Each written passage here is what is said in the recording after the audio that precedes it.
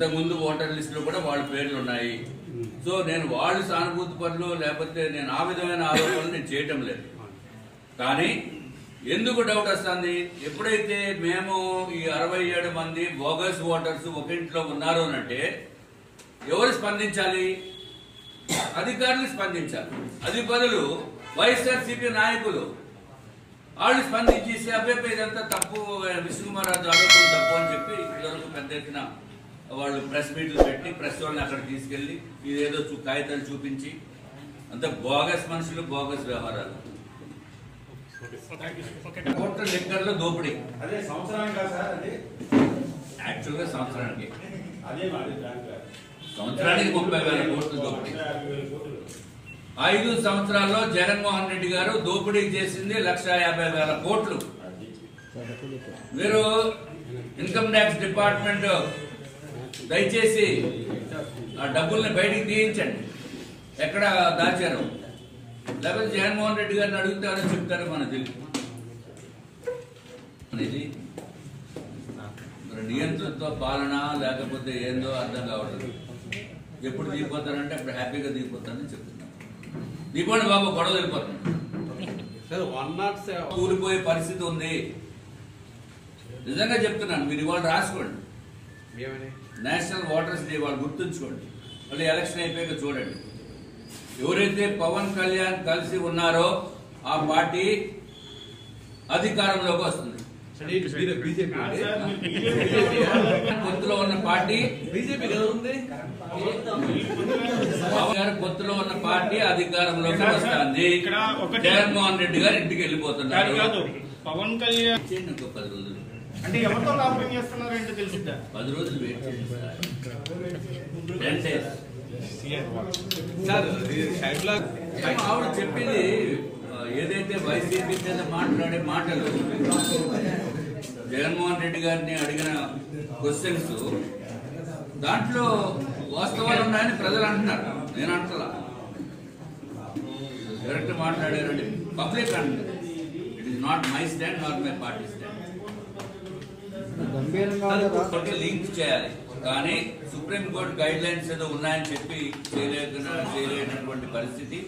సుప్రీంకోర్టులో కూడా ఇంకా ఎలక్షన్ కమిషన్ ఆఫ్ ఇండియా ఇటువంటి దుర్మార్గులు ఈ విధంగా ఉంటుందని ఎవరికి తెలియదు.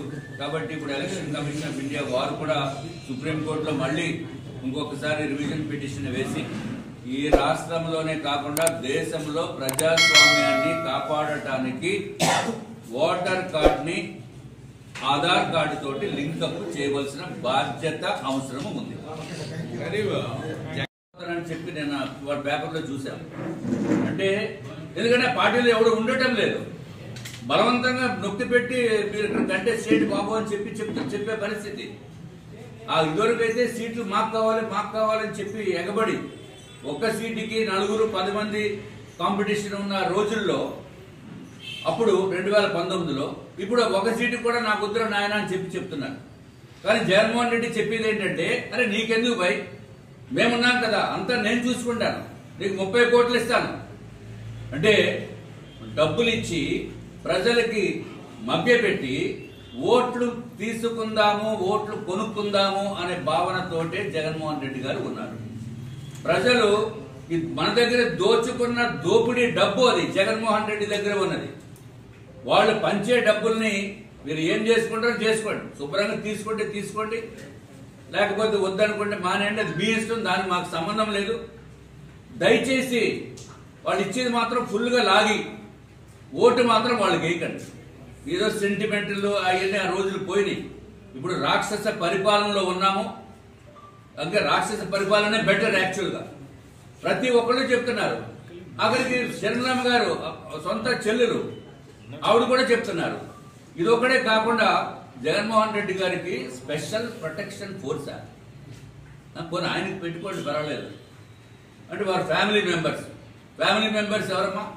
వారు తల్లి గారికి, భార్య గారికి, 2 కూతుర్లకి. ఏమి మరి మీ షర్మిలమ్మ గారికి ప్రొటెక్షన్ ఇవ్వరా? షర్మిలమ్మ గారు మీ కుటుంబ సభ్యురాలు కాదా?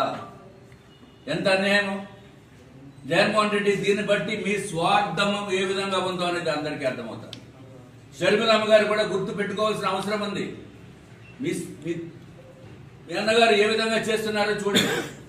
సెక్యూరిటీ వాళ్ళకి ఎవరికి పిల్లలకి సెక్యూరిటీ అంటే మరి అంతకంటే మీరు చెప్పగలిగింది ఏం లేదు.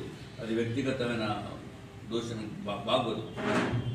కానీ ఒక కాంగ్రెస్ లీడర్ ఇప్పుడు ఆవిడ అంతకుముందు కుటుంబ సభ్యురాలు, మీ గురించి ఆవిడ మొత్తం ఆంధ్ర రాష్ట్రం అంతా తిరిగారు, అవన్నీ మర్చిపోయారు. ఇప్పుడు ఆవిడకి సెక్యూరిటీ మీరు ప్రొవైడ్ చేయవలసిన బాధ్యత ఉంది. మీ కుటుంబ సభ్యులు, ఆవిడ కూడా మీ కుటుంబ సభ్యురాలే. ఎప్పుడైతే ఆవిడ ఎలక్షన్లోకి వచ్చారో ఇంకా ఈయనకి కంగారు మొదలైంది, దాంట్లో డౌట్ లేదు.